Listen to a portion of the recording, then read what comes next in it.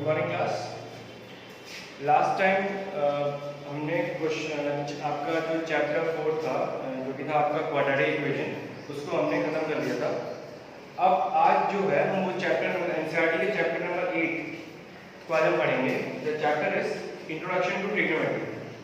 अब देखिए, अभी तक आपने जितने भी चैप्टर पढ़े हैं, 9th में हो या 10th में हो, 9th में पूरा 9th और अभी तक का 10th, जितने भी आपने चैप्टर पढ़े हैं वो आप लगभग कहीं ना कहीं मतलब पिछले क्लासेस में कभी ना कभी पढ़ चुके हैं। उससे मतलब उसका बेसिक्स पढ़ चुके हैं। लेकिन अब जो चैप्टर आपके पास आया है ट्रिग्नोमेट्री, वो टोटली मतलब वो आपके लिए पूरा का पूरा नया एक चीज़ आई है। ठीक है, जैसे आपने बचपन में मैथ्स पढ़ना शुरू किया था सबसे पहले, तो मैथ्स आपके लिए एकदम नई चीज़ थी, तो आपके लिए अब ट्रिग्नोमेट्री जो है वो एकदम नई चीज़ है। ठीक है, तो अब वो नई चीज़ है तो उसके लिए क्या होगा, तो उसके लिए उसकी छोटी सी छोटी चीज़ें जानना आपके लिए क्या होगा, बहुत ही ज़्यादा जरूरी होगा।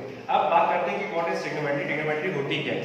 ठीक है, तो ट्रिग्नोमेट्री क्या होती है कि इसमें हम ये ट्रिग्नोमेट्री की ऐसी आपका एक टॉपिक है जिसमें हम ट्राइंगल के एंगल्स और साइड्स के बीच में रिलेशंस की स्टडी करते हैं।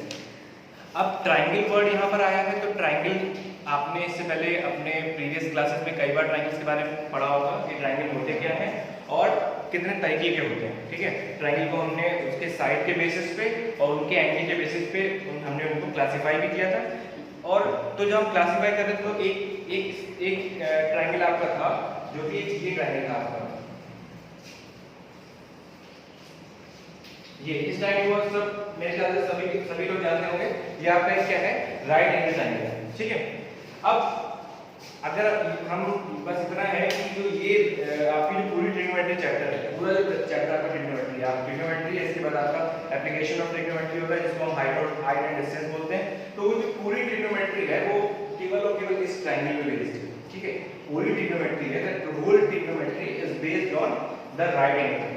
ठीक है, क्योंकि आपने जितने भी ट्रायंगल पढ़े हैं, ठीक है, उसमें आपने एक ये ऐसा ट्रायंगल था जिसमें आपको इसके साइड्स के नाम पता थे। जैसे ये जो साइड है इसको हम क्या बोलते थे, इसको परपेंडिकुलर। ये साइड आपकी कौन सी है, परपेंडिकुलर, जिसको ऑल्टीट्यूड बोलते हैं। ठीक है, ये साइड आपकी होती है बेस और ये होती है आपकी हाइपोटेनस। ठीक, ये आपकी होती है हाइपोटेनस, ये होती है आपकी बेस और ये क्या होती है आपकी परपेंडिकुलर, या जिसको क्या बोलते हैं, ऑल्टीट्यूड बोलते हैं। ठीक है, तो जो आपकी पूरी ट्रिग्नोमेट्री है वो बेस है किस पे, इस राइट एंगल ट्रायंगल पे। ठीक है, अब जैसे मान लीजिए एक एग्जांपल हम आपको देते हैं कि जैसे मान लीजिए कोई ये पिलर है या कोई भी एक पिलर है या टावर है, कुछ भी है। आप तो ये जमीन है, जमीन पे एक पिलर होगा। ठीक है, आप यहाँ पर खड़े हैं। ठीक है, आप यहाँ पर खड़े हैं और आप यहाँ पर आप खड़े हैं और आप इस पॉइंट से इस टावर को देख रहे हैं। ठीक है, कि कितना लंबा होगा, आप इस बारे में सोच रहे हैं कि टावर कितना लंबा होगा। ठीक है, पिलर यहाँ पे खड़ा है और ये जो पिलर है ये ग्राउंड से क्या कर रहा है, 90 डिग्री का एंगल बना रहा है।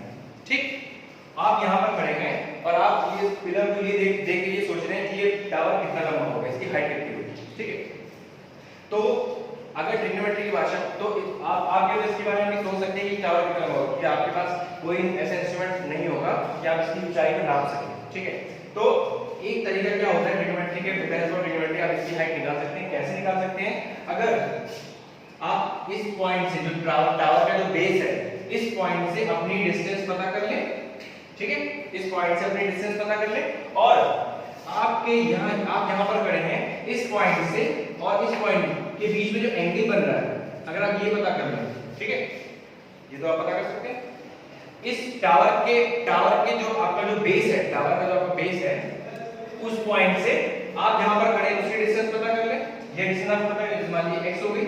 ठीक है, और आप जहां पर खड़े हैं इस पॉइंट से और जो ये टावर का जो टॉप है, इस पॉइंट और इस पॉइंट के बीच में ये इस पॉइंट और इस पॉइंट में जो लाइन ज्वाइन कर रही है, इस लाइन और इस लाइन, मतलब ये बेस और इस लाइन के बीच में जो एंगल फॉर्म हो रहा है, अगर आप इसको पता कर लें तो आप इस टावर की हाइट पता कर सकते हैं। कैसे पता कर सकते हैं, with the help of trigonometry. तब आपको किसी भी मेजरिंग इंस्ट्रूमेंट की जरूरत नहीं पड़ेगी इस टावर की हाइट बनाने के लिए। ठीक है, तो यही जब आप ट्रिग्नोमेट्री अप्लाई करेंगे तो आपको एक एंगल, आपने ये हाइट कैसे पता कर, आप इस हाइट को कैसे पता करेंगे, इस एंगल और इस साइड के रिलेशन से। ठीक है, आप इस टावर की हाइट को कैसे पता करेंगे? इस साइड और इस एंगल के रिलेशन से। तो यही ट्रिग्नोमेट्री होती है कि ट्रिग्नोमेट्री क्या होता है? Trigonometry is the relation, trigonometry shows the relation between the angles and the sides of a right angle triangle. ठीक है, ट्रिग्नोमेट्री क्या होती है कि किसी भी मतलब ट्रायंगल, राइट एंगल ट्रायंगल के एंगल और उसके साइड के बीच में क्या करती है? रिलेशन शो करती है। समझ में आ रही चीज? तो आपका ट्रिग्नोमेट्री का इतना ही यूज है कि आप राइट एंगल ट्रायंगल में एंगल्स और साइड्स के बीच में रिलेशन एस्टैब्लिश करते हैं। क्लियर? तो ये आपको पता है ये परपेंडिकुलर होता है, ये हाइपोटेनस होता है, ये बेस होता है। तो ट्रिग्नोमेट्री का जो इंट्रोडक्शन पार्ट है वो क्या लिखा है? अब ये रिलेशन एस्टैब्लिश कैसे होता है? जो आपको बताया है कि हमने अभी आपको बताया कि trigonometry is just a way to show the relationship between the angles and the sides of a right angle triangle. मतलब वो एंगल्स और साइड्स के रिलेशन को शो करता है ट्रिग्नोमेट्री। अब शो कैसे करता है, किस तरीके से शो करता है? ठीक है, तो उसके लिए हमारे पास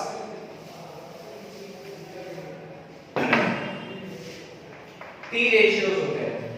टी रेशियोज मतलब ट्रिग्नोमेट्रिकल रेशियोज। ठीक है, टी रेशियोज मतलब ट्रिग्नोमेट्रिकल रेशियोज। तो अब ये होते क्या है? आपने नाम इससे पहले सुना होगा, इसका नाम ही सुना होगा क्या आपने? इसके बारे में पढ़ा लिखा, आज इसके बारे में पढ़ेंगे। साइन, कॉस, टैन, उसके बाद कॉसेक, सेक और कॉट। साइन, कॉस, टैन और कॉसेक, सेक, कॉट। तो इनको हम बोलते हैं ट्रिग्नोमेट्रिकल रेशियोज। क्लियर है ये चीज? ठीक है, अब ये क्या होता है? अब इनका अब सारे जो जितने ट्रिग्नोमेट्रिकल रेशियो होते हैं इनका एक स्पेसिफिक फॉर्मूला होता है, मतलब एक पर्टिकुलर फॉर्मूला होता है। अब होता क्या है?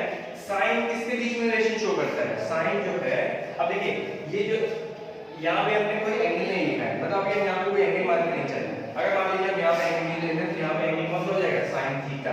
ठीक है, लेकिन अभी हम एंगल पे नहीं जा रहे हैं, अभी हम केवल रेशियो पे आ रहे हैं। ठीक है, अभी हम केवल रेशियो पे, अभी हम एंगल पे नहीं है, किसी पर्टिकुलर एंगल पे नहीं है। ठीक है, तो साइन क्या होता है? साइन ट्रायंगल की किन दो साइड के बीच में रिलेशन एस्टैब्लिश करता है? तो साइन होता है परपेंडिकुलर अपॉन हाइपोटेनस। जैसे मान लीजिए कि ये राइट एंगल ट्रायंगल है, इसमें ये आपका बेस हो गया, ये आपका हाइपोटेनस हो गया, और ये सॉरी ये आपका बेस हो गया, ये आपका परपेंडिकुलर हो गया, और ये आपका क्या हो गया? हाइपोटेनस हो गया। ठीक, क्लियर है ये चीज? तो साइन आपका होता है परपेंडिकुलर अपॉन हाइपोटेनस, ये आपका परपेंडिकुलर, ये आपका क्या होता है? हाइपोटेनस। कॉस क्या होता है आपका? Base upon hypotenuse.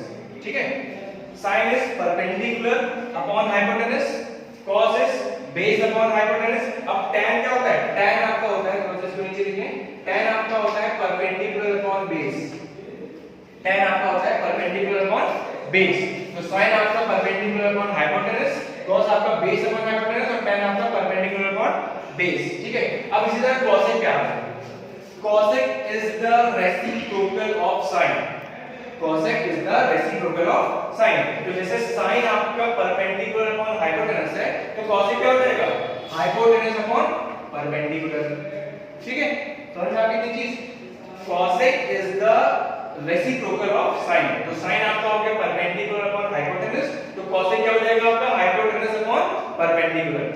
sec is the reciprocal of cos। sec is the reciprocal of cos. So if the cos is base upon hypotenuse, then what is sec?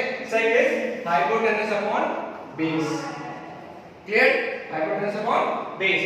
उसी तरह cot is the reciprocal of tan. क्या ये क्या है? अभी हम आपसे ये बोल रहे हैं कि cot is the reciprocal of tan, sec is the reciprocal of cos, cosec is the reciprocal of sin. तो ऐसा नहीं है. Cosec is the reciprocal of sin and sin is the reciprocal of cosec. ठीक है? cosec is the reciprocal of sin and sin is the reciprocal of cosec. मतलब ये एक दूसरे के रेसिप्रोकल होते हैं, एक दूसरे के। sec is the reciprocal of cos and cos is the reciprocal of sec. मतलब एक दूसरे के रेसिप्रोकल होते हैं। इसी तरह cot is the reciprocal of tan and tan is the reciprocal of cot. तो अगर tan आपका परपेंडिकुलर अपॉन बेस है, तो cot क्या हो जाएगा? Base upon perpendicular.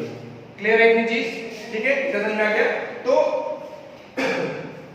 यही आपका पूरा क्या है? अभी तक आप लोग जो पहली एक्सरसाइज में पढ़नी होगी उसमें केवल इतनी चीजें आपको पढ़नी है। ठीक है, समझना है? इसमें बस आपको ये फॉर्मूले याद होने चाहिए कि क्या क्या होता है। साइन होता है परपेंडिकुलर अपॉन हाइपोटेनस, cos होता है बेस अपॉन हाइपोटेनस, tan होता है परपेंडिकुलर अपॉन बेस, cosec होता है हाइपोटेनस अपॉन परपेंडिकुलर, sec होता है हाइपोटेनस अपॉन बेस, cot होता है आपका बेस अपॉन परपेंडिकुलर। तो आप ये फॉर्मूलेस याद करने होंगे। आपको फिर बोलते हैं, आप 10th क्लास में आ गए, 9th क्लास जब से हमने आपको पढ़ना शुरू किया आपसे एक चीज बोलते हैं कि फॉर्मूले आपको याद करना बहुत जरूरी है। अगर आप फॉर्मूले नहीं याद करते तो समझ लीजिए आप 50% चीज को कवर नहीं कर रहे हैं, ठीक है। क्योंकि अगर फॉर्मूले आपको नहीं याद होंगे तो बेटा आप क्वेश्चन अटेम्प्ट नहीं कर पाएंगे।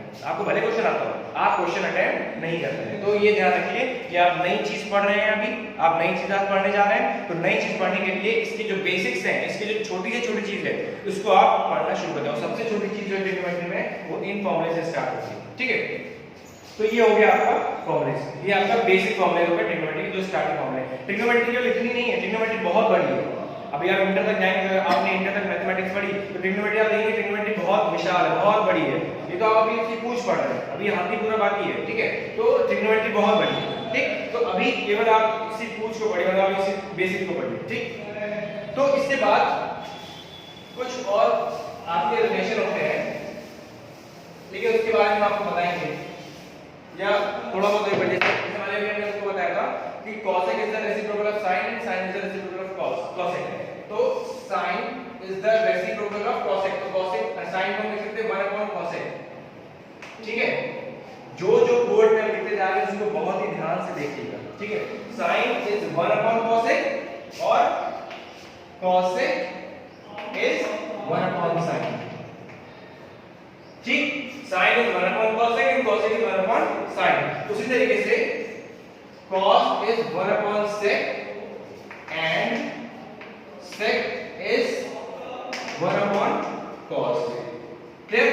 cos is 1 sec and sec is 1 cos। उसी तरह आपका tan is 1 cot and cot is 1 tan, clear. तो ये सारे रिलेशन है जो कि आपको आगे जो चैप्टर्स आपने जो आगे एक्सरसाइज पढ़नी है उसमें सब कुछ इसमें यूज होगा। ये सारे ये हम बिना वजह नहीं लिख रहे हैं, ये सब कुछ उसमें क्या होगा, यूज होगा। तो इन सब को जो भी हम बोर्ड पे लिखते जा रहे हैं, क्योंकि देखिए कम्युनिकेशन का जो हमारा जो माध्यम है वो अभी केवल ये आपका वीडियो है और ये बोर्ड है, बस और कुछ नहीं, हमारी बोली है, ठीक है। तो आप जो भी हम बोर्ड पे लिख रहे हैं तो उसको बहुत ही बारीकी से देखिएगा, ठीक है। ये सारे फॉर्मूलेज ही हैं जिनका यूज आपको आगे फ्यूचर होने वाला है, ठीक है। तो sin is 1 cosec and cosec is 1 sin, cos is 1 sec and sec is 1 cos, and tan is 1 cot and cot is 1 tan, ठीक है। इसके बाद एक लिस्ट, इसके बाद तो और इसको और थोड़ा मॉडिफाई कर सकते हैं। कैसे मॉडिफाई कर सकते हैं, देखिए sin equals to 1 cosec या cosec equals to 1 sin, cos is equals to 1 sec and sec equals to 1 cos। ये पूरा आपने पढ़ा। तो इससे क्या समझ में आ रहा है, इससे ये समझ में आ रहा है कि चाहे इसमें देख लीजिए cos, अगर cosec को इधर भेज दें, cosec को इधर ले आए तो sin into cosec इक्वल क्या हो जाएगा 1, sin into cosec इक्वल क्या हो जाएगा, इधर क्या भेजेंगे अगर तो sin into cosec क्या हो जाएगा 1। इसी तरह sec into cos इक्वल क्या हो जाएगा 1, क्लियर। उसके बाद tan cot को देंगे तो tan into cot कितना हो जाएगा 1, ठीक है। ये जो ये बना है, ये जो ये बना है ये इसी से बना है। तो sec into sin into cosec 1, sec into cos 1 और tan into cot 1, ठीक है। तो ये सारी चीजें आपको एज अ रिलेशन आपको पढ़नी है, जो कि आपकी इन फ्यूचर जो आपकी एक्सरसाइज पढ़नी है उसमें आपको यूज होने वाली है, ठीक है। तो अभी के लिए आप एक चीज और, अगर आप एक छोटा सा रिलेशन और देखिए तो देख लीजिए, एक चीज और देख लीजिए इसमें क्या है, सब फॉर्मूलेज नहीं है, सब रिलेशन ही है, ठीक है। tan को हम लिखते हैं sin upon cos और cot को हम लिखते हैं cos upon sin, ठीक है। tan होता है sin upon cos, tan होता है sin upon cos और cot क्या होता है cos upon sin। अब ये होता कैसे है देखिए, कैसे होता है ये देखिए, इसको आर्टिस्ट को ले लीजिए sin क्या होता है हाइपोटेनस परपेंडिकुलर अपॉन हाइपोटेनस, ठीक है। उसके बाद cos क्या होता है, cos क्या होता है आपका बेस अपॉन हाइपोटेनस, ठीक है। sin आपको क्या होता है परपेंडिकुलर अपॉन हाइपोटेनस और cos होता है बेस अपॉन हाइपोटेनस। अगर दोनों को डिवाइड कर दें, डिवाइड कर दीजिए, हाइपोटेनस कट जाएगा तो ये कितना हो जाएगा आपका परपेंडिकुलर अपॉन बेस। और जरा उन फॉर्मूले को पीछे वीडियो अपॉन बेस क्या था tan था। ठीक है, क्या था परपेंडिकुलर अपॉन बेस क्या था tan था। तो इस तरीके से sin अपॉन cos क्या गया tan आ गया। ठीक है, इसी तरह आपका जो आपका cot होगा cos लीजिएगा sin लीजिएगा, इसी तरीके से कट जाएगा तो आपका cot आ जाएगा, वो अपने आप करेगा। ठीक है, तो ये जो बेसिक्स था वो आपका इतना यहाँ पे खत्म हो गया। अब हम एक्सरसाइज पे मूव करते हैं। ठीक है, ये आपकी पूरा ट्रिग्नोमेट्री का एक छोटा सा इंट्रोडक्शन था। अब हम एक्सरसाइज पे जाते हैं। ठीक, एक्सरसाइज पे जब हम जाएंगे तो इसमें पहली एक्सरसाइज देखिए,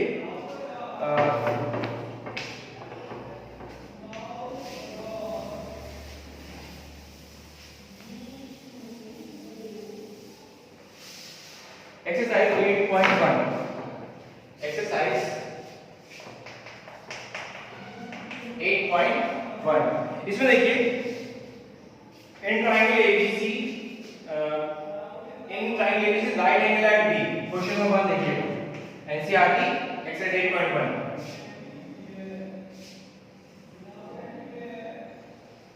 ये ठीक है, इसमें राइट एक ट्रायंगल ABC है जिसमें राइट एंगल कहां पर है B पर, तो ये B हो गया, इसको A ले लीजिए, ये C हो जाएगा। ठीक है, ये राइट एंगल है।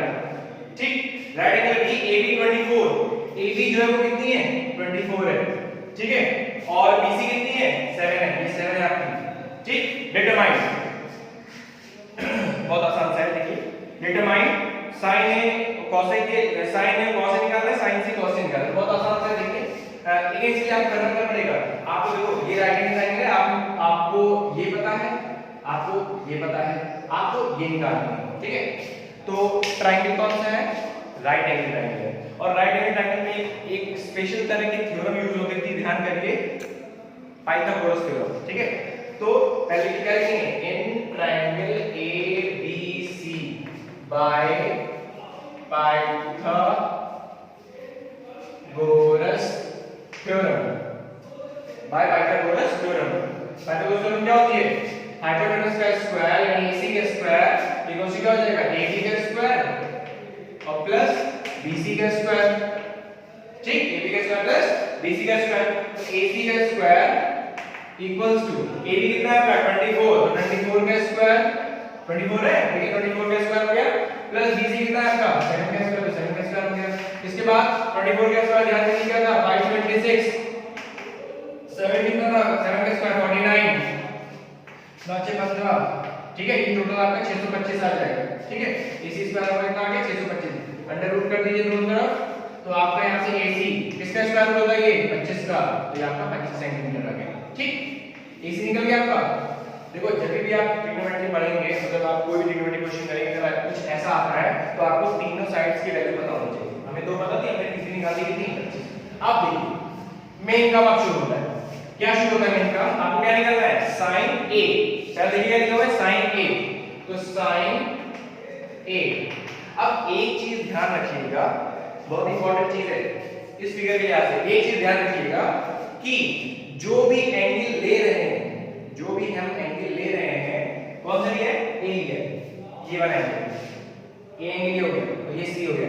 तो जो भी एंगल ले रहे हैं उसके सामने की साइड परपेंडिकुलर होती है। जो एंगल हम ले रहे हैं उसके सामने की साइड क्या होती है परपेंडिकुलर होती है। क्योंकि देखिए ये जो राइट एंगल ट्रायंगल है, ये जो आपका राइट एंगल ट्रायंगल है, इसमें परपेंडिकुलर ये भी हो सकता है और ये भी हो सकता है। ठीक है, राइट एंगल ट्रायंगल में ये भी परपेंडिकुलर हो सकता है और ये भी परपेंडिकुलर हो सकता है, दोनों हो सकते हैं। तो जो एंगल हम ले रहे हैं उसके सामने की साइड क्या होती है परपेंडिकुलर होती है। ठीक, तो ये वाला एंगल हमने लिया, तो इसके सामने की साइड कौन सी है ये परपेंडिकुलर होगी। ठीक, क्या होगी परपेंडिकुलर होगी और बेस ये होगी। तो ए के लिए ये परपेंडिकुलर और ये क्या होगी बेस होगी। तो ये sin A, sin क्या होता है perpendicular upon hypotenuse, perpendicular upon hypotenuse कितना है 25, बस ये हो गया। sin A कितना हो गया 7/25। उसके बाद क्या है cos A, cos A क्या हो जाएगा, cos क्या होता है बेस अपॉन हाइपोटेनस। तो देखिए एंगल वही A है, एंगल क्या है A है, तो A के लिए ये परपेंडिकुलर ये बेस, तो बेस अपॉन हाइपोटेनस, तो 24/25। ठीक है, उसके बाद देखिए sin C,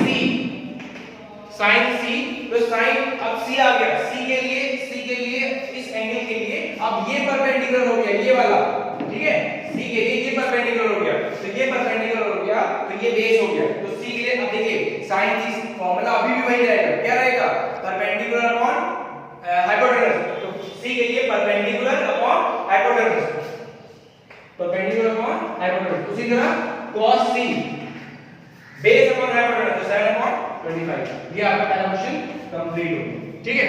तो जब हम नेक्स्ट वीडियो में मिलेंगे, नेक्स्ट आगे जब मिलेंगे तो उसमें हम इसके जो आगे एक्सरसाइज है इसमें हम आगे प्रोसीड करें। तो अभी के लिए थैंक यू क्लास।